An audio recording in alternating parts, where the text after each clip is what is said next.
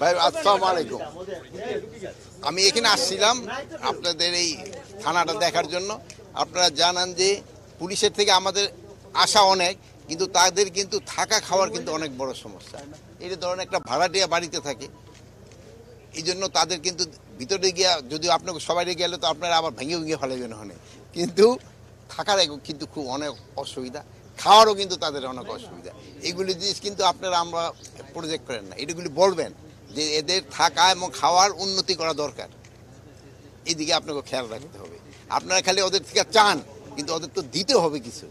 ইন্টারপোলের আপডেটটা লেটেস্টটা তো ওই আগে যেটা আছে ওই ওই অবস্থায় আছে এখন পর্যন্ত, তো হইলে আমরা আবার আপনাদের জানাবো। এটা আমার থেকে তো আপনারা আরও ভালো বলতে পারবেন, আমার থেকে আরও আপনারা ভালো বলতে পারবেন না। আপনারা তো দেশের আনাচে কানাচে সব জায়গায় ঘুরে বেড়ান।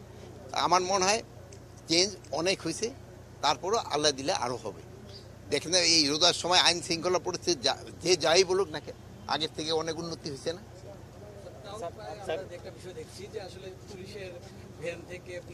পুলিশের ধরেন যে এই ধরনের আসামি ছিনতাই করে নিয়ে যাচ্ছে, এইগুলি ক্ষেত্রে আপনারা বলবেন, এবং যারা ছিনতাই করে নিচ্ছে তাদের কিন্তু আমরা আইনের আওতায় নিয়ে আসছি। এগুলি ক্ষেত্রে আপনারা সত্যি ঘটনা যেটা সাথে সাথে জানাবেন, আমরা ব্যবস্থা নেব। অনেক সময় তাদের অ্যাকশন নিতে দেরি হয়, যেহেতু ধরেন এখানে আমাদের অনেক সংকট রয়ে গেছে, এদের গাড়ি ঘোড়ারও কিন্তু অনেক সংকট। অনেক গাড়ি ঘোড়া ওই সময় নষ্ট হয়ে গেছে, পুরা গেছে, থানা পুরা গেছে, ওগুলো তো সব আমরা করে দিতে পারিনি। আমরা তো একটা নতুন গাড়ি এখন পর্যন্ত কিনে পারি না, যেহেতু প্রসিডিউর অনেক টাকা স্যাংশন হয়েছে। এটা যদি হয়, এটা তাদের এই ব্যবস্থা আরো উন্নত হবে। একটা জিনিস হচ্ছে আমাদের মনে হচ্ছে যেটা, যে মব এখনো পুলিশ ভয় পাচ্ছে। এই যে মব হচ্ছে না, পুলিশ ভয় পাচ্ছে না, পুলিশ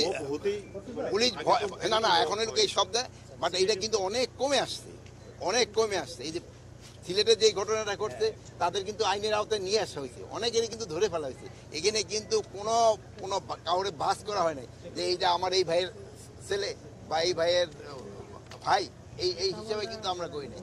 যে অন্যায় করতে তারই আমরা আইনের আওতায়।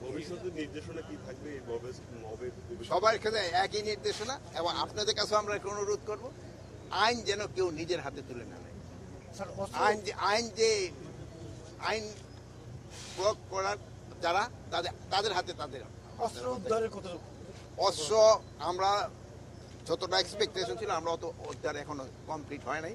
আমরা চেষ্টা করে যাচ্ছি উদ্ধার করতে, যেটা নিয়ে আমরা পারিনি ওইটা তো আমরা